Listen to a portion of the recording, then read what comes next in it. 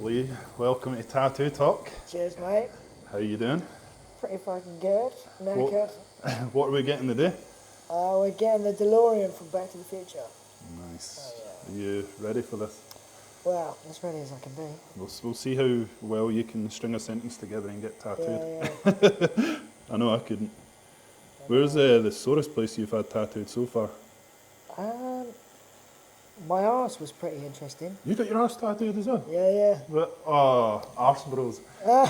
Mate, how sore is getting the arse tattooed? Yeah, surprisingly.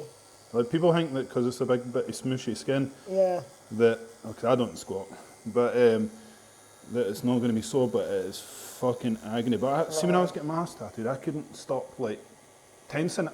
I know, yeah. And it was trembling, and the yeah, guy was telling me problem. to stop, and I was like, mate, you're literally drilling my arse with a needle. Like, how am I supposed to? It's like it's involuntary. It's a defence mechanism. Yeah. I'm trying to shake it out. It somehow just felt like 10 times sharper on the arse. Oh, mate, and it's just because like that's where all your sort of like central nervous system and all that, like that big conjunction of sort of like nerves goes through. It all ends in the arse. It all ends in the arse, man. Business end. Yeah, I've got a sloth on my butt. You got a sloth? Yeah, and it's a lazy arse underneath it. Man, you're gonna have to show me your arse later now. It's I'll show you mine, man. It's pretty faded now. It was I'll touch it up on this if you want. Yeah, that's absolutely fine. That was no desire to get that one touched up. So you've had a good run of things recently. So what films have you been in then? Well, I guess the main thing people know me for is Joker. But Yeah. yeah, it was a hell of an experience. So obviously, I think we filmed that at the end of 2018, which seems ages ago now. And then it came out 2019, and then last year, obviously, Yeah. couldn't really be doing much. No. But yeah, that kind of seems like the most recent big thing I've done since the world went into shutdown. So Yeah. So what was it you did before Joker? well, obviously I did season 6 of Game of Thrones. Yeah. And then in between that, I've done like lots of sort of like indie films and smaller level films and stuff as well. So Yeah. I did a cool film last year, which has just come out in Italy. All right. Annoyingly, I haven't had a chance to see it yet because they had the premiere. Well, they were meant to be having a big proper premiere in November, Right. but they had to cancel that for obvious reasons. Nightmare. They had like a little thing for the press and everything, but Right. a bit difficult to travel over there at the moment. So I still haven't seen it. But for that one, it was an Italian Christmas film, Oh, nice. and I had to learn Italian to do it. So What was that like? pretty difficult. Because obviously at first you're reading off a bit of paper, like the script. So I had my script in English and in Italian. Right. But obviously to begin with, you start reading it as an English person. So the pronunciation and Not natural. yeah, everything about it just doesn't sound like true Italian. So it was a long process. Mainly I kind of scrapped my Italian script and I got Italian actors, and the film actually gave me like a dialect coach whilst I was there, Oh, nice. so that I'd get all the scenes recorded, like audio from like Italian actors or like Italian right. friends, So you could sort so I of could listen to it Yeah. rather than trying to look at it written down, and then I would rewrite the Italian scripts into just gibberish that came out sounding Italian when I read it, which kind of worked. Yeah. It worked, yeah. And then I just had to focus on like the scenes and the acting using my English script, just so I knew what was going on. Do you know what I mean? Yeah. But yeah, it's It pretty must cool. have been difficult. So is it quite a big role you've got in that movie? Yeah, yeah. So basically, Brilliant. the film's called Chi ha incastrato Babbo Natale, which Oh, is like that sounds good. Chi ha incastrato Babbo Natale. But like, it's basically like who framed Santa Claus, who framed Father Christmas, All right, right. and yeah, it was me. So I play like this horrible, well, not too horrible. I'm like the head elf who turns bad, All right, right. almost ruins Christmas, sort of thing. That kind of vibe. Class. Um, So how long was the filming for that? About 4 months in total. I was in Rome. Is it like proper intense when you're filming? Yeah. Like I mean, 10, 12-hour days? yeah, like some of the days are really intense. It's like, yeah, it depends. Obviously, you're never in control of the scheduling. Yeah. So like, if it's like some days you get really lucky, and like you'll have to just go in and film like a short scene. But then there's other days that, for some reason, cram into like one day. They'll cram in like 4 huge scenes. Oh, fuck. But obviously, they're not. You're only looking at it as being bad for you, but you know they're not targeting you if they're Yeah, yeah. making your day busy. Obviously, the crew, they have to be there all day, every day. You know, so Yeah, no, you that's can't really true. complain as an actor.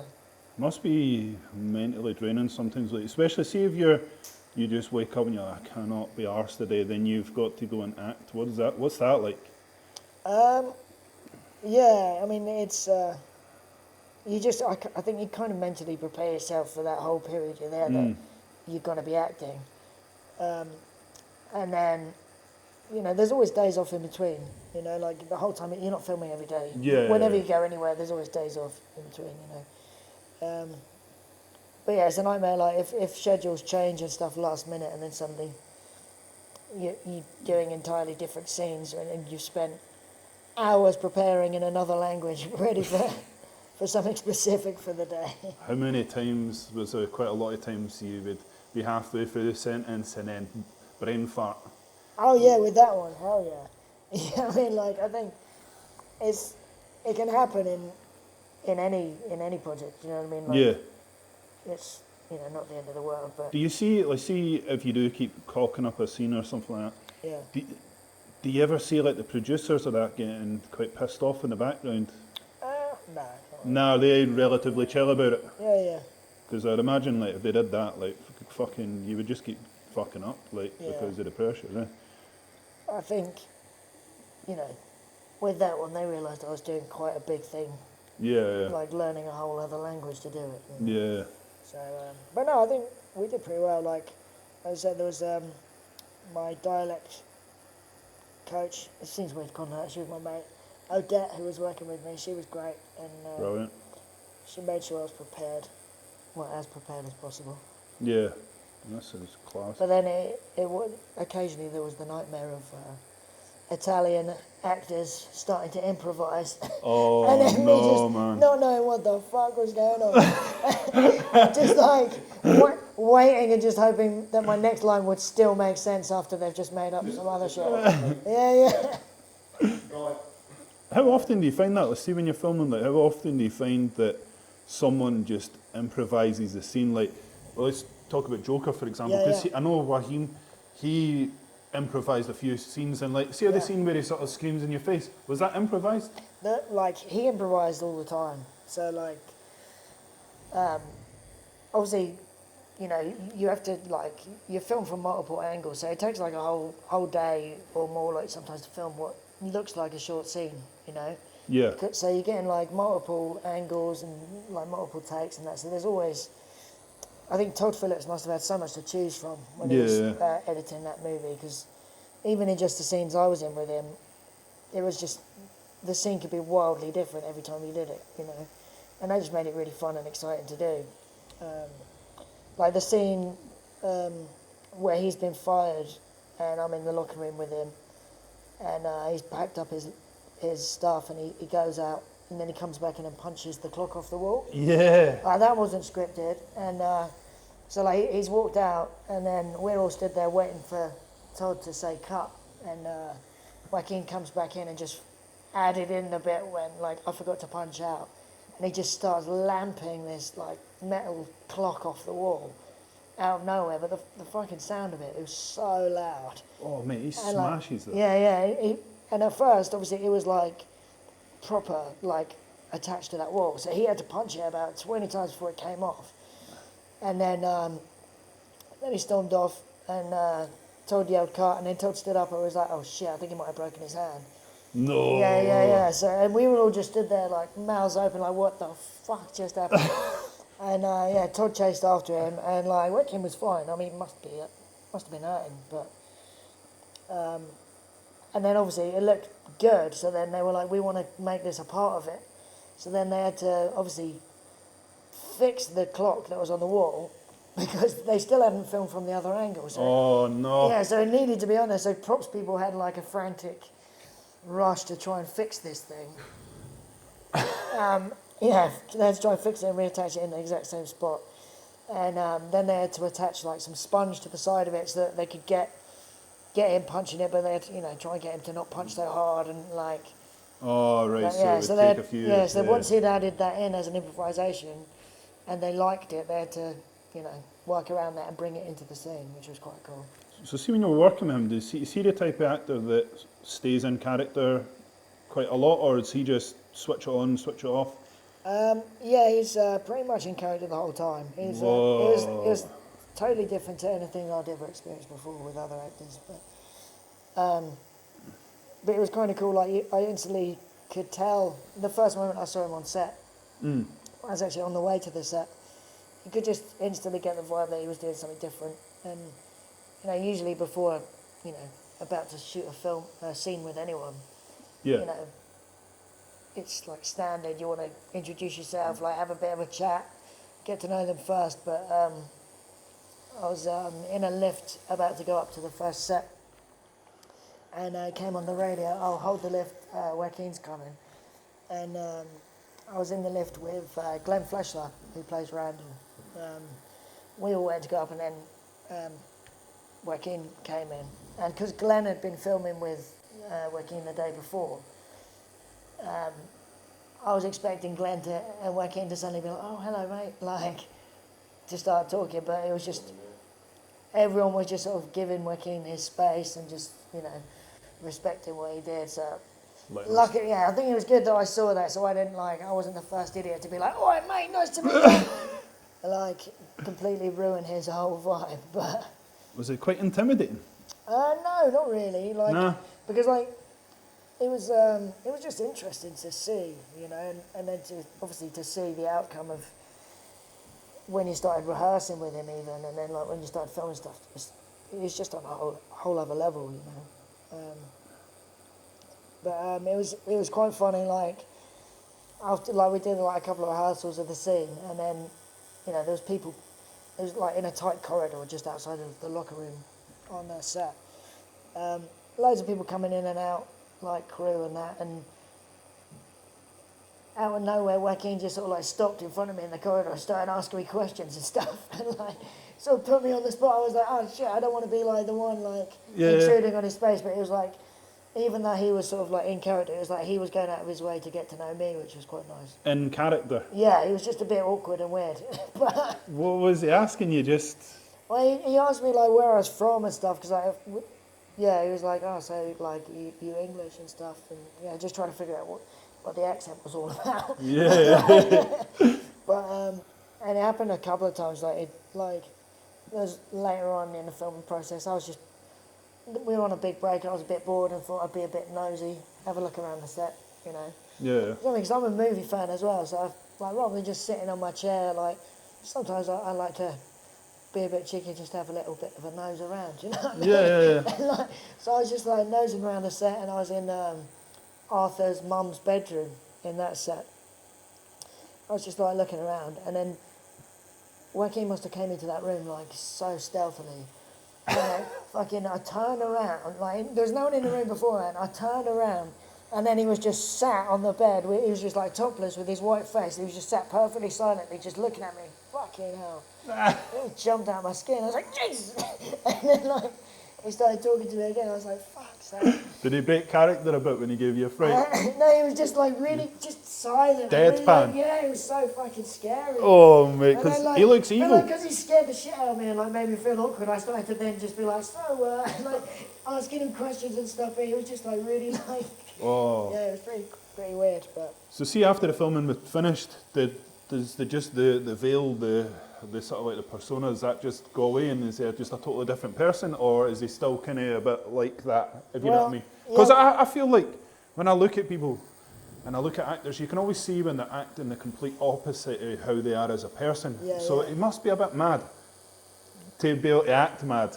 yeah. Not in a bad way, if you know what I mean. Like he's just, that's kind of like, he's got that kind of persona, because when I see him like picking up like his award and stuff like that, Yeah. I'm like, you can see how he's able to amplify that and put that on. Yeah.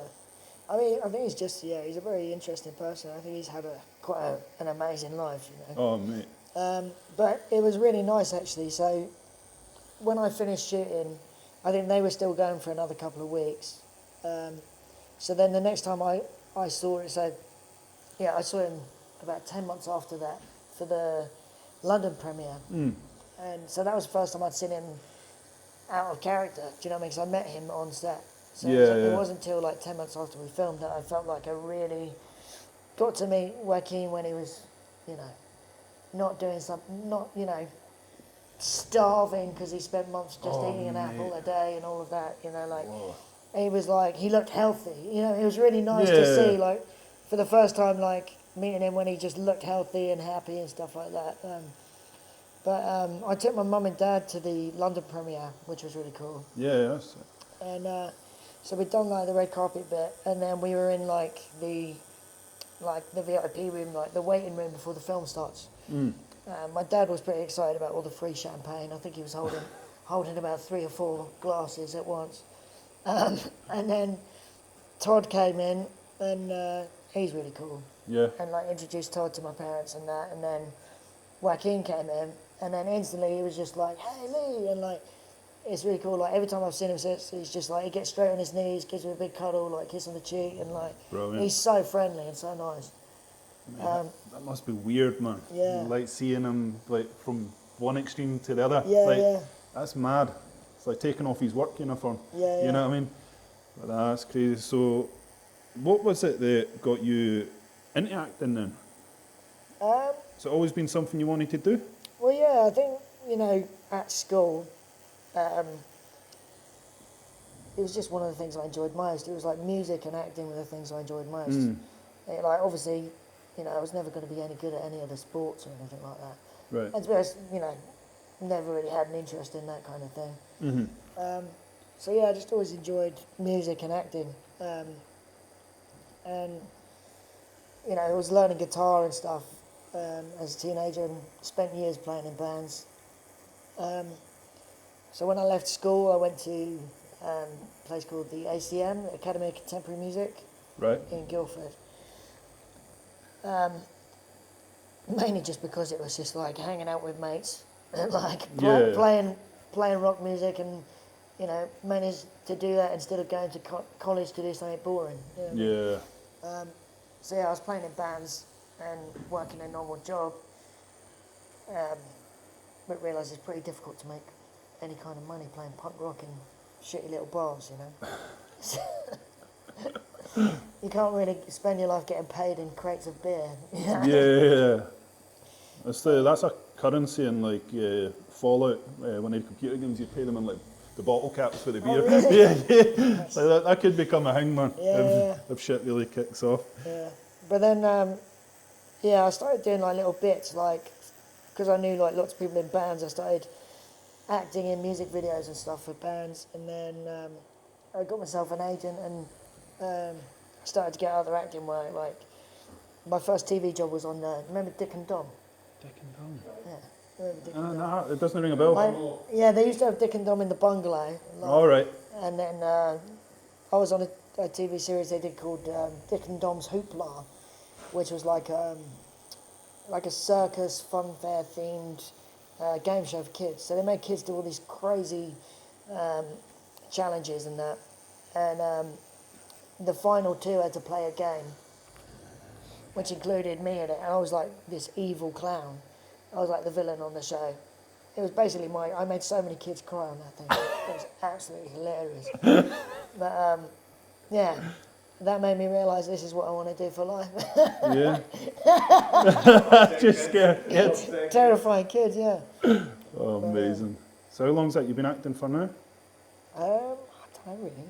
I think probably about 10 years now, like work-wise, do you know what I mean? But Yeah. it was something I always did it at school, and then I was in like theatre groups and stuff like that, just, you know, amateur plays and stuff. Yeah. What was your sort of like your sort of like big sort of like, was it that one you were just talking about, or was there, what was your sort of like big sort of like your biggest show like when you first started?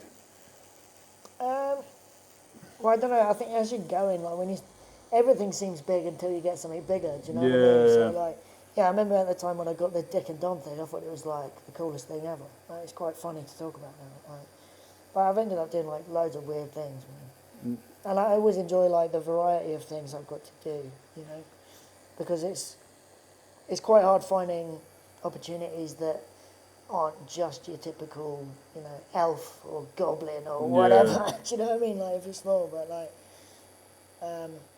I did an indie film called Butterfly Kisses, where I got to play a drug dealer called Brick. That was pretty cool. Oh, that's pretty sick. Yeah, like dealing drugs to teenagers.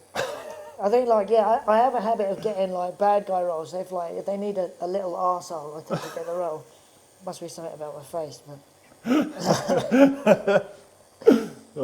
And then, yeah, the same director who did that, he cast me in his next one as a fucking neo-Nazi. What? So, yeah, I had like proper skinhead. I was just like weird fucking neo-Nazi guy. But I still haven't seen that. That's just, it got held up from the, you know, film festival circuit. But I think he's done a couple now. But, yeah, I still haven't got around to seeing that. Oh, man. That one's called A Woman at Night. A Woman at Night. Yeah. Class. What big roles or stuff like that have you got coming up soon, now that the world's gone back to somewhat of normality? It's getting there, yeah. There's a horror film I was meant to have started already. They're picking that back up in the spring. It's called The Bog. All right. And yeah, I'm playing an arsehole in that as well. So, yeah. But like, I love horror films and stuff, so it's gonna be fun to finally do like a decent horror film. Yeah, what's your favourite horror film? Oh, that's tough. The Shining, I think, is just kind of a classic. Yeah. Well, I do like the slashers, you know, like the Friday the 13th films, like Halloween movies and that. Have you seen Let the Right One In? No. That's a really good one. I think the last it was meant to be a horror was that the Jason X, like where he's in the future. Mate, I watched that and I was like, what is this shit? That's one's like, it's so bad it's kind of good. But Yeah. It like gets absolutely annihilated. Then this machine sort of like, oh mate, it's just absolutely. Yeah, that's definitely the worst one of the Friday the 13th films. Oh man, definitely. What was it like working on Game of Thrones then? Oh, that was cool. Because, like, I was a huge fan of the show before that. Yeah. And, like, so I think the time I auditioned, I was still working through to, like, get up to date with it. And,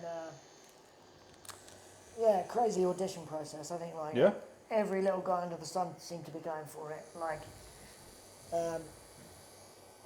and I was worried, you know, like, because the character, obviously, he's playing, like, an on-stage version of Tyrion in that world. Yeah. You know, like, part of me was worried they might have been going for someone that looked more like him, but yeah, I think I was really, really stoked to get that at the time. But the whole process of working on it was amazing. Like Dan and Dave, the two writers and producers of it, they're so hands-on with the whole process. You know, like. Before they cast anyone with like a featured role, they always have to meet them personally, and so like they flew over to London for like my sort of final audition. Oh really? And yeah, so like got to meet them like in person before it was like fully confirmed, and then because we were like getting cast as a theatre troupe, like they flew us out to Belfast a bit early to rehearse it almost like as a full play. Which was really cool. So we flew over there as like a theatre troupe to rehearse a play. Yeah. And then, yeah, they make it like really social. Like they'd arrange like meals out and stuff. Like they arranged like this special meal. So basically, they'd been for dinner somewhere in Ireland and complimented the chef, and because it was like a Michelin star place or something. Yeah. And the chef told them when they were filming in Spain to look up this guy who's just like a fisherman. And she was like, if you want to try like some of the best like seafood and traditional Spanish food, you need to look up this fisherman and go and eat with his family. So like they did. So when we flew over, they'd arranged to basically go and eat with this guy's family. It was like his boat was there. They just had like this plastic table like set up, and they were cooking right in front of us. It was just like the most insane food ever. That's insane. So have you experienced anything like that with other films, like that kind of level of sort of like? No, I mean like I think that was pretty abnormal the way they are. Like every evening there'd be like a text saying there's drinks arranged here if you want to go. You know what I mean? Well, for such a big production, it's crazy that they do all of that for the evenings. You know? so attentive. Eh? Yeah. I remember I was in Ireland, and when I was over there, so I was over working a tattoo convention, and I went into a steak place, and then I turned around, man, and this is, there's this big motherfucker who was four, just sitting there, mate. Yeah. I was like, I just looked at him and I was like, whoa. I was like, mate, he was so huge at the time. And I just pointed at him and I said, you're half or just in case he didn't know. And then I was like, I was like, what a dick. I was like, that's the most stupid thing to say to him. So I shook his hand and I was like, I blew it trying to get a photo. But nah, so you never met him, no? No. So I think like they're always filming in at least 3 locations at any one point. Oh, really? You know, yeah. So I think, when we filmed, like weirdly when you see my bits, you'd think it was all done in the same location. But all of the scenes we shot on stage when we were theatre troupe, they were all shot in Girona in Spain. Really? And then, the scenes backstage were shot in Belfast. So it looks like we're just going behind a curtain and it's in the same place, but... That's mad. So that stuff was filmed in a freezing cold barn in Belfast. No way. And one of the actors, like poor guy, had to get his knob out, like full frontal on camera. like the scene opens up and it's just like close up on his knob, and he's meant to be complaining he's got a wart on his cock. But like it's fucking freezing, like it's just barn, right? And they had like heaters there to try and keep us warm, and like. But they did give him a bit of time to like play with it to try and to try and stop it being on like full on retreat. But I mean, fucking fair play to him, because they did give him the option. They were like, "Look, we don't have to do this." He was all for it. Well, do we know any fluffers? What was your job? I was a fluffer on Game of Thrones. That what? So we only tended to meet like people that were filming in the same place at the same time, you know. So like, I met Kit Harington. He was filming in Belfast whilst we were filming, but that all had to be top secret because it was at the time when he's supposed to be dead. But then they were bringing him back for that season or something. So I remember one night we were going out and Kit was there, but it all had to be like secretive, like try and like make sure no one was taking photos of him and stuff. But, I met a few of the cast members whilst filming, and then at the season wrap party met a few of the others, but I was pretty gutted I didn't get the opportunity to meet Peter Dinklage throughout the whole process, but yeah, it was a fun experience. No, he was incredible on that. Yeah. Brilliant. Yeah, I think he's such a good actor, and I think like him getting such notoriety for doing that show, I think is sort of great for the industry, like for people like me, obviously. Yeah. Because it's sort of shown, that we can just be like actors rather than having to be used for these like novelty roles. And So I think he absolutely crushed it, and I think that just sort of does favours for the rest of us. No, definitely. No, it was tremendous, and it was such a strong role. You know what I mean? That Yeah. he played like nobody in it. Like he was a superior person. You know what I Yeah, mean? He was such exactly. a strong character. Yeah. No, it's Because I remember, I think I saw him a couple of years before I saw him in Game of Thrones. He did a film called The Station Agent. right. It's like this really cool indie film. And yeah, at the time I was like, holy shit, who is this guy? Do you know what I mean? I was like, it was really cool just seeing, you know, his level of acting is just fucking phenomenal. And I think it's good for the industry. Yeah. There's started to, I think since Game of Thrones, there's starting to be a few more opportunities for dwarf actors, you know. Yeah. No, that's class. Well, it's only going to get better, man.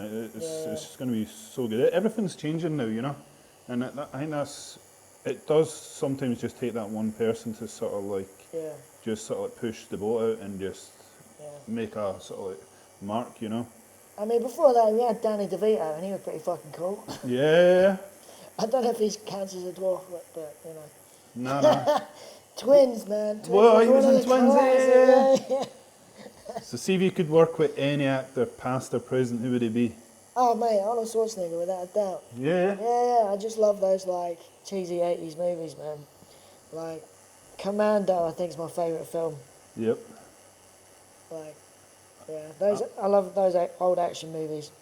I remember I went to, it was like what's it called? It was like I can't remember the actual name of the show, but it was like a night with Arnold or something like that. All right.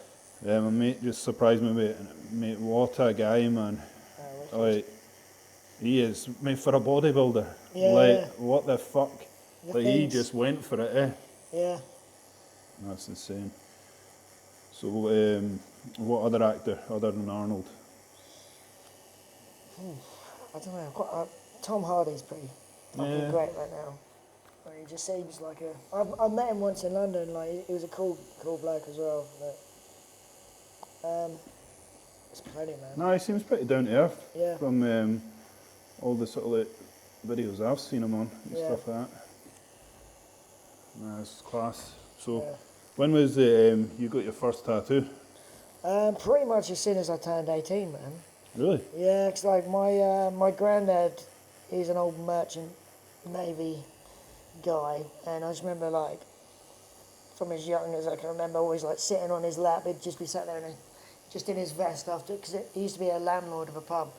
All So right. after work, he'd just be sat in his vest, chain smoking. I'll be sat on his knee whilst he's chain smoking. Passive smoking. Yeah, passive smoking, and he just had all those like classic old school. You know, they're all green. They're all like blurry Yeah, and stuff. that. Yeah, It's yeah. like stained Yeah, black.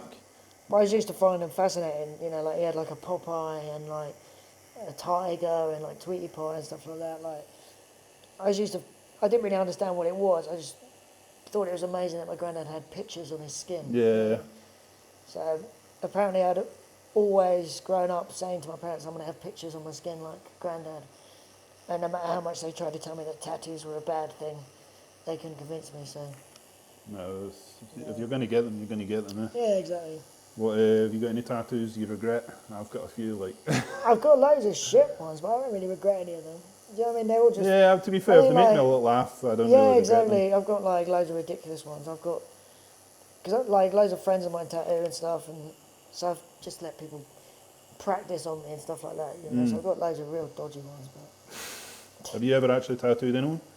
I've coloured in a bit on a mate, Yeah? yeah.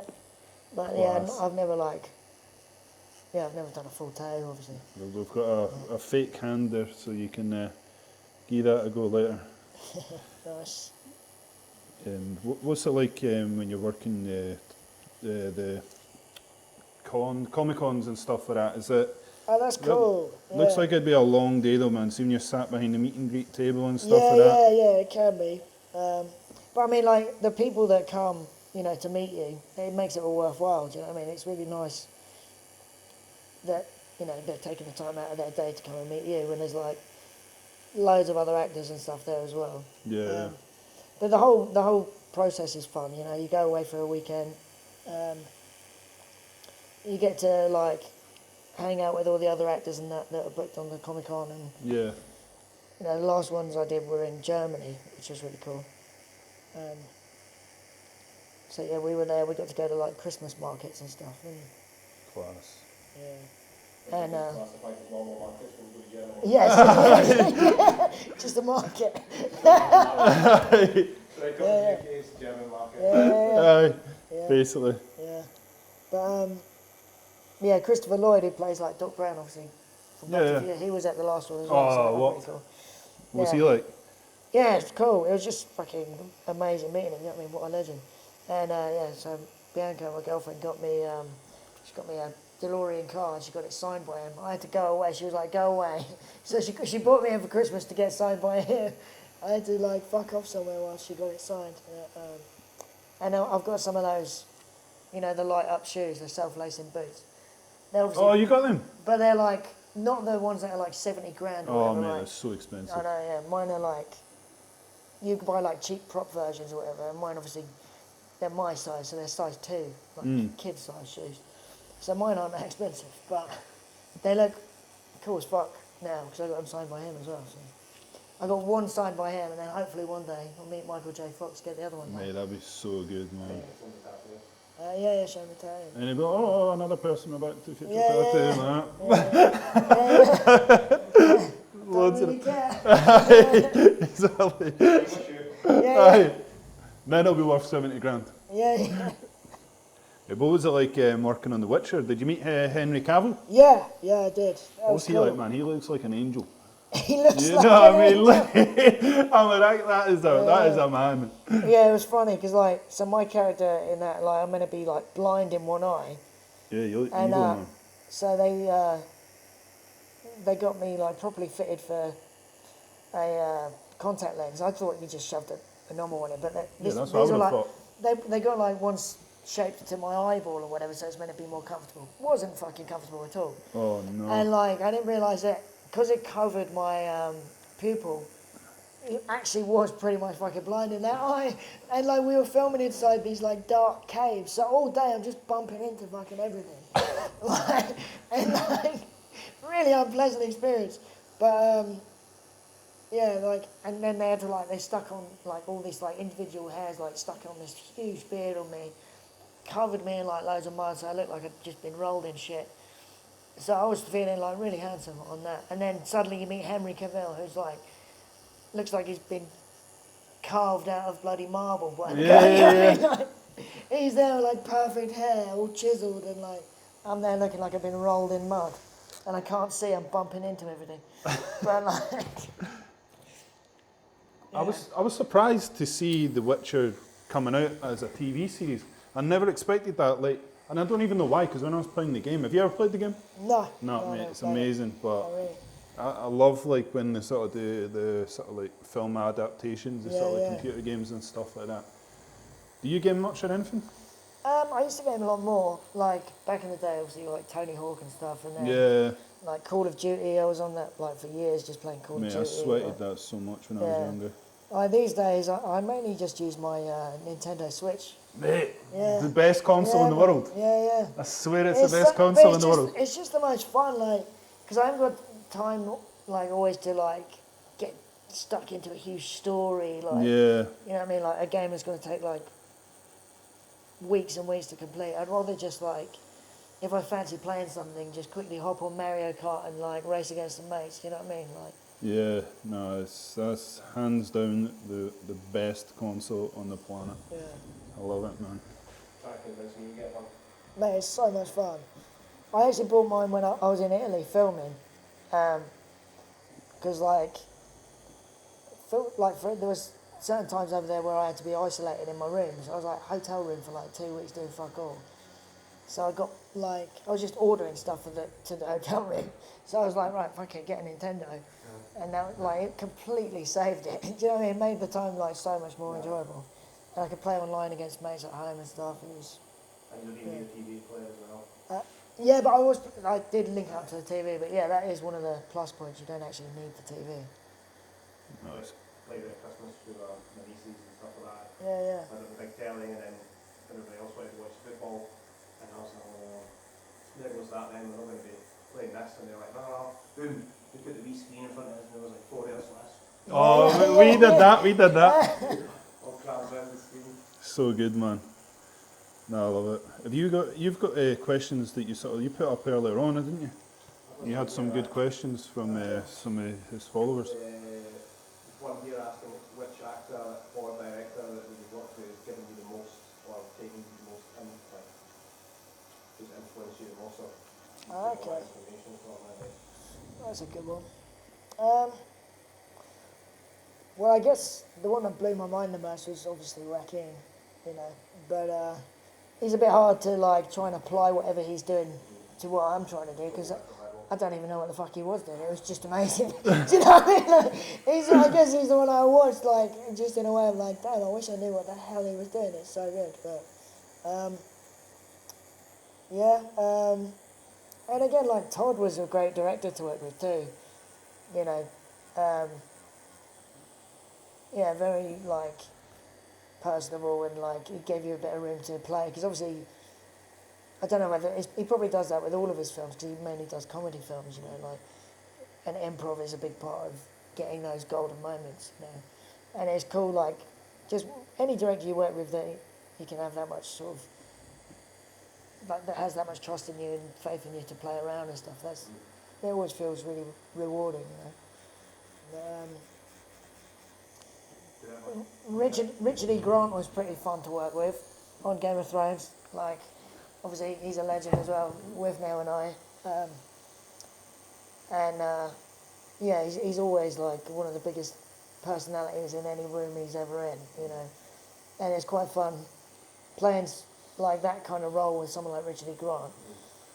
That was fun. It sort of like pushed you to be on like his sort of energy levels and stuff with doing all the theatre scenes and that. I feel like how people say like you don't realise how big something's going to be until it's done.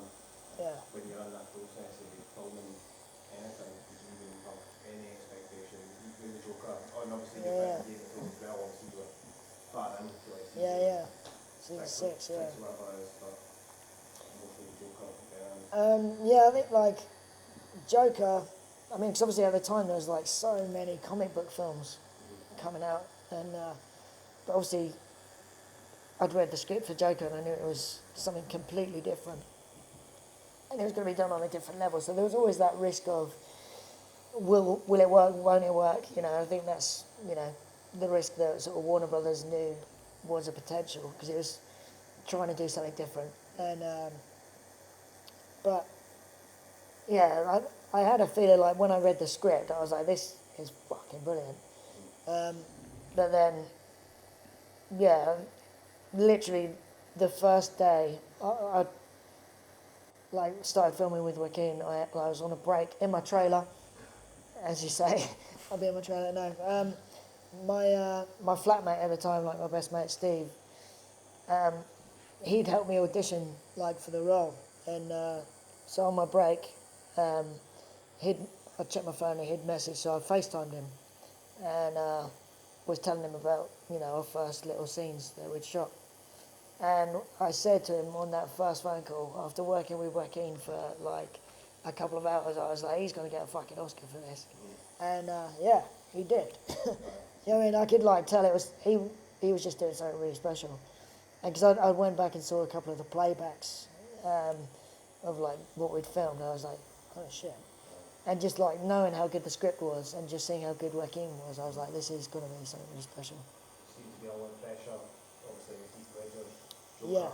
then the no name follow-up Joker after Yeah. that, and then you have Joaquin's one. Yeah. A lot of people thinking, is it going to work or not? And some Yeah. people seem like those little teaser shots that like people are filming from the street and people are like, Yeah. what's this? Like Joker doesn't look nothing like Exactly, it was, yeah. but then as the movie. Yeah, that's funny. There were so many people just like, if you walk into set, you could see people just trying to like film and take photos like everywhere we went. 'Cause a lot of it was on like location. They had some sets built in the film studio in Brooklyn, but a lot of it was just like on location. So there was, and I don't know how the hell these people find out. Someone must be leaking information, but like they just seem to know like all the time where we're going to be filming, and there's just you see people popping their heads out from bushes and stuff, just trying to get photos. It's mad. Big trucks that appear in middle Yeah. of New York and stuff, Yeah. all blacked Yeah. out, you're like, It's a bit of a giveaway, isn't it, I suppose. Do you think Wahim's the best Joker yet? Yeah, right, for me, the thing is, like, they've all had their own things, you know what I mean? I think it was good that Joaquin didn't try to, imitate anyone else's. Obviously, what Heath Ledger did was absolutely phenomenal as well. Like, and, I grew up liking the old Tim Burton ones as well, so, like, Yeah. Jack Nicholson's a legend, but that's the beauty of, like, the comic book genre, there's all different interpretations of all the characters in the comic books as well, and it all just, it's got to suit the story that they're setting, So, like, Heath Ledger's Joker was perfect for that world, for the Dark Knight world, like, it was perfect for what it was. Like, obviously, our one, it was the first time it wasn't a Batman film. It's the first time you've had a Joker where it wasn't a Batman film. Yeah. So, like, yeah, I'd say, those are my two favourites. It was like Heath and Joaquin, but they're both perfect for the world that they're setting. Yeah, no, definitely. Mate, I seen a interview you were in, and you did this mad sort of like parallel thing on the bars. Do you do yeah. calisthenics? Have you done it, or you What's just? that? What's calisthenics? It's like where you just sort of like bodyweight exercises and Oh, stuff. no, like. I don't do it. No, you just I don't know anything technical. strong as fuck. I could do like push up, without my feet touching the floor, just push ups. Fucking hell. Yeah. That's mental. This class, cause honestly, because he was doing this interview, and then he just cut to him like doing like this. What the hell? What Can't- interview was I that? can't. I'll need to send you. All right, cool. But it was a pretty good one. It was a short interview. It was only like a few minutes long. But when I seen it, I was holy shit. Was I drunk or something? Decided to show off. I don't mean that. Probably. I mean, you said you can do push-ups without your feet touching. Yeah, that's what he's on about. Like, it's that thing. Like, Yeah, but it was on a bar, man, and Yeah, I think yeah. it was in LA or something like that. oh really? Yeah. Oh, it was pretty cool, man. Fuck man. That was class. There's another one here that is who's been your favourite hero or villain character, like growing up and now? Oof. Favorite hero or villain? What do they want Well, both? both, yeah. Yeah, go for both. I think I want both. They're being greedy here. Yeah, I know. Don't want one or the Growing other. up. Well, yeah, they're talking like in comic books or just like. I think maybe they've not really emphasised it in exactly what, so I don't maybe just movies in general. Okay. We'll just go for movies in general. All right. Favorite hero? Let's go to John Matrix in Commando.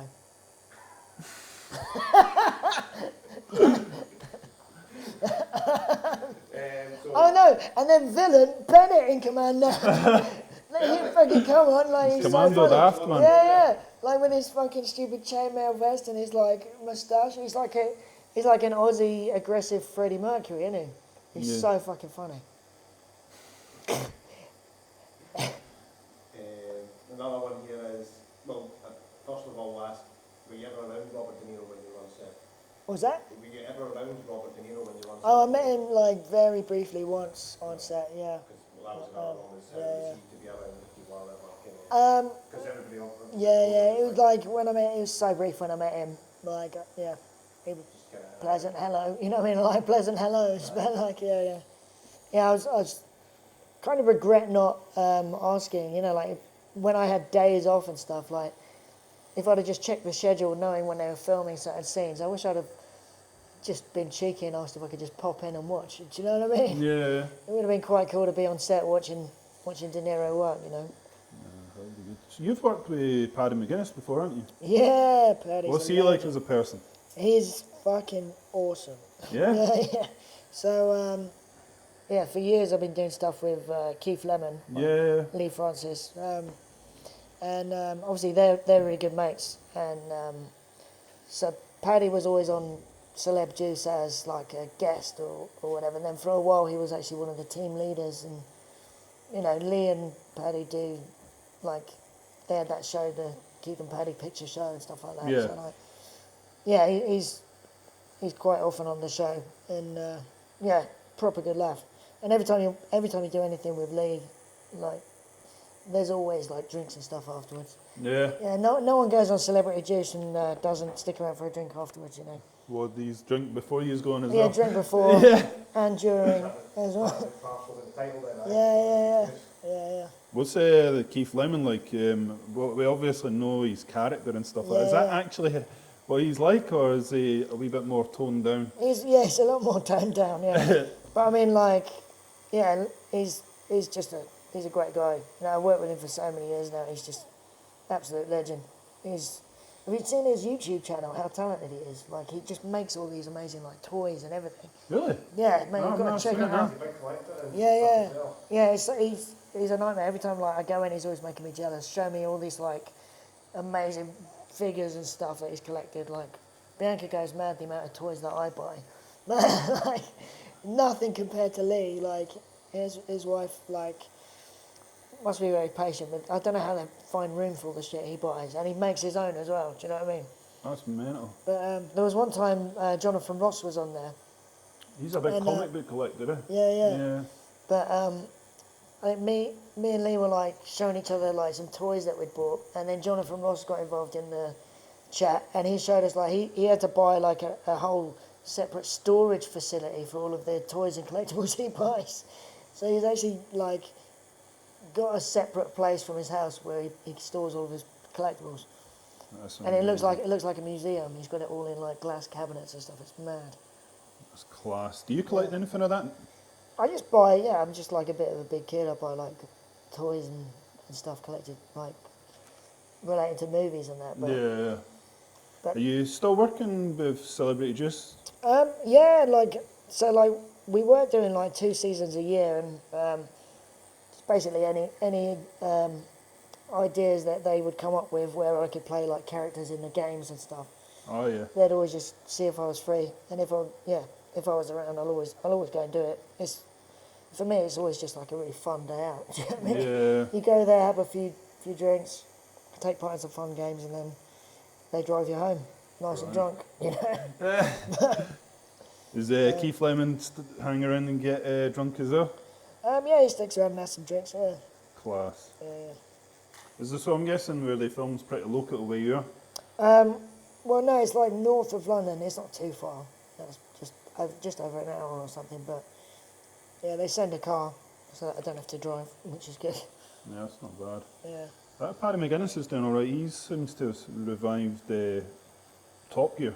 Yeah. He's absolutely smashing that. Yeah. I actually went to see one of them filmed live because they shoot it right near where I live. So, Oh, nice. yeah, me and my friend George went to go and watch it. It was awesome.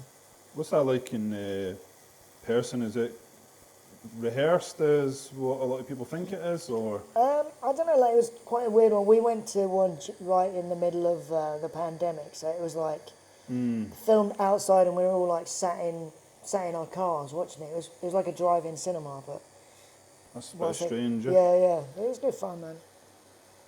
No, it's But class. yeah, it was quite a good show because they had to make it like a bit more of a stage show. Do you know what I mean? Yeah. For it to work with like people sat in their cars, Yeah. but no, Paddy's doing really well with that. No, it's good. Did they still do the sort of like the celebrity around the track? Yeah. What- It's in an average price car. whatever, Yeah, a is that reasonable price car. still what it's called? Mate, don't ask me what it's actually called.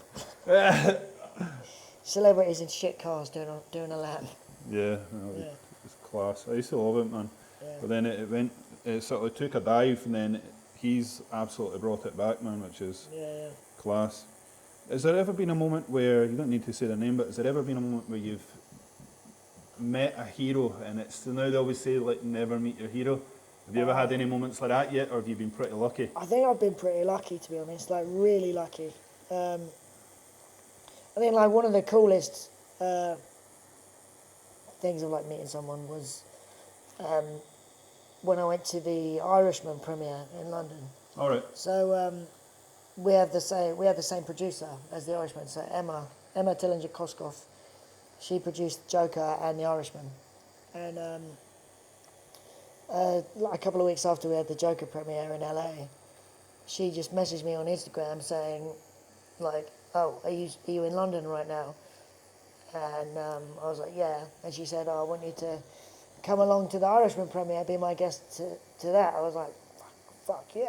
Do you know what I mean? Like, it was so cool, yeah. And then afterwards we went to like this like little private after party thing. And when we turned up, there weren't that many people there. It was just pretty much me, my best mate, and then a couple of people and Al Pacino.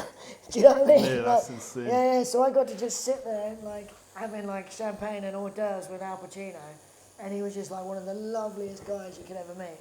Like, just super chill, and like, do you know what I mean? You'd never like guess that he's like one of the biggest fucking acting legends of all time. He just like, he was Just just down to so down to earth, so nice, and just sat there chatting like for ages. He's such a nice bloke. And then as we were leaving, well, as he was leaving, he sort of spotted me on the way out and came over. And he was like, oh, hey, kid. He's like, I'm leaving, but I'm going to go watch your clown movie. Because he said he hadn't seen Jackie yet, but he really wanted to watch it. But I just fucking love the fact that, like, he kept calling me kid. I was like, that's really funny. And then, the fact he said he's got to go watch my clown movie. Well, that's fucking brilliant. One of the biggest movies. Yeah, like, just silly little clown movie, mate. That's amazing. I'm gonna go watch your clown movie. I was like, yes! Go on, Al! Amazing. So when are you next travelling out to do some more filming? Well, there's something possibly coming up. I don't want to talk about it actually in case it is Yeah. not 100% locked in yet, but potentially something in Moscow coming up, which would be fun. But then in the spring, sorry, I'm hiccuping. That's all right. I try not to joke you. But yeah, the horror film I'm doing is going to be shot in Ireland, and that's in the spring. So yeah, a couple of things flying away. No, that would be good, man. Yeah. Moscow, have you ever been there before? Yeah, I have. Yeah, Wow. it's interesting. Yeah? I suppose like the thing I found frustrating in Moscow was like all their roads are so fucking wide. Like there's like the width of a motorway on each lane, like so width of the motorway going that way and then that way, just in the middle of their city. So like when the crossing goes green, you've got time, I haven't got time to get across the whole fucking thing. Do you know what I mean? So like this car's like honking, I ain't got literally my legs don't go fast enough to cross the fucking street in the city, man. I always find it weird when you go to another country, like the rules of the road and that. Because like, see, when I was in America, like apparently when it's a red light, they can still drive. They can go. They can still turn right. Yeah. And I'm like waiting at like a dickhead, and people are like, go, and I'm like, what? Yeah. And then I'm like driving along, and I'm like flashing at people, going, like, thank you, and that, and like they're like that. Yeah. And I'm like, what's going on here?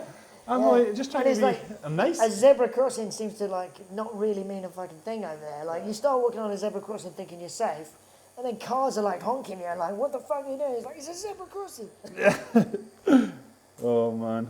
So what's your plans while you're up here in Scotland? How long are you planning on staying up for? Just a few days or? Well, we'll see. Like we're gonna go check out Edinburgh because obviously it's a bit of a long drive up here. Yeah. Not that I can complain. Like, so yeah, Bianca drove up here, and I guess we're just gonna have a nice day tomorrow. That'd be good. Do some fun things in Edinburgh. You've been to Scotland before, yeah? Oh yeah. I've been up here loads. Yeah. So I got family in Fife in Cooper. Oh right. Yeah. And then I've been up to Edinburgh quite a bit. I used to come to like the Fringe Festival and that. No, that's class. Yeah.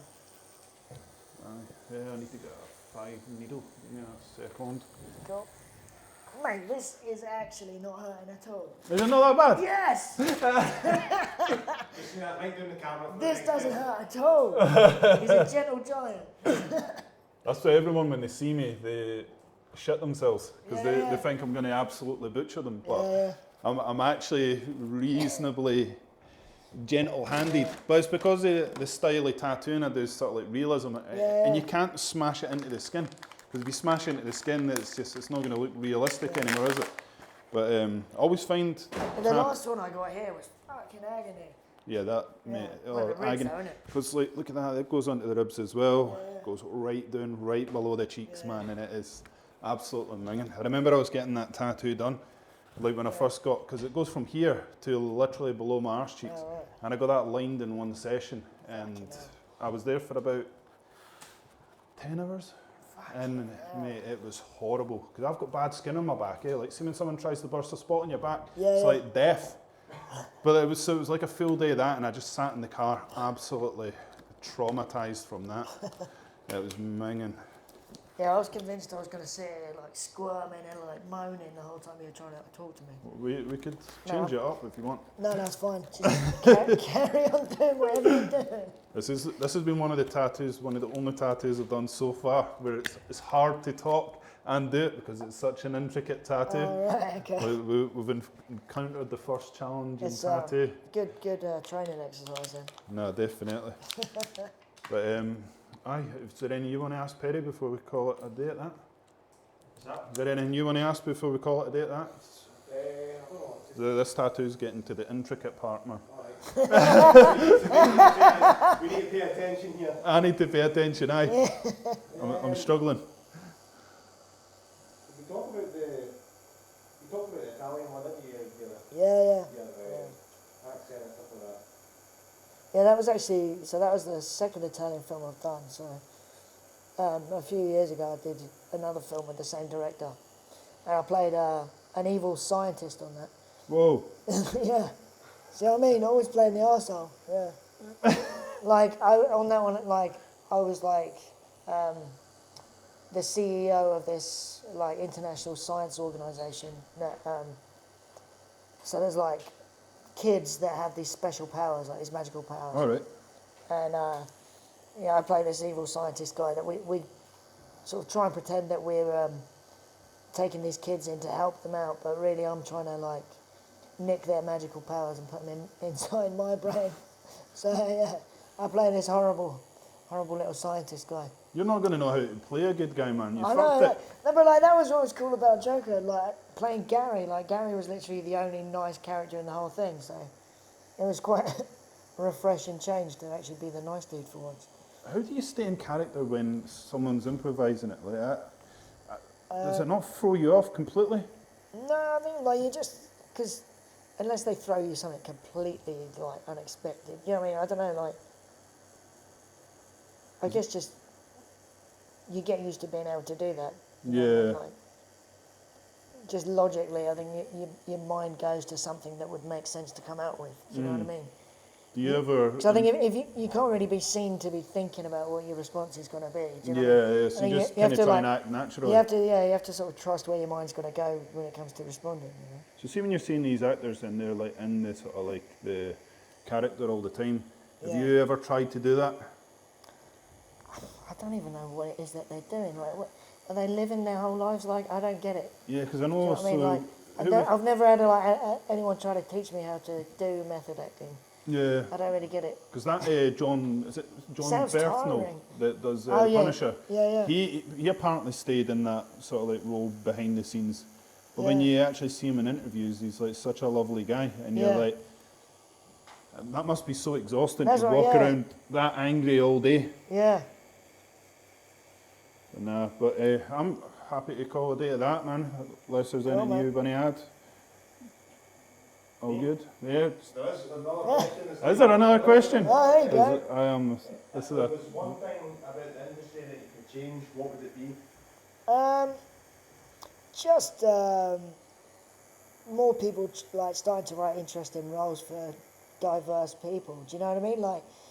Because I think casting could be a bit more interesting if people wrote not so rigidly to the fucking typical expected types. Do you know what I mean? I think Peter Dinklage has got a rom-com thing coming up where and that's quite cool. Just not just for little guys as well, just in general. Do you know what I mean? It's always cool if someone unexpected is playing a role that you used to see in another way.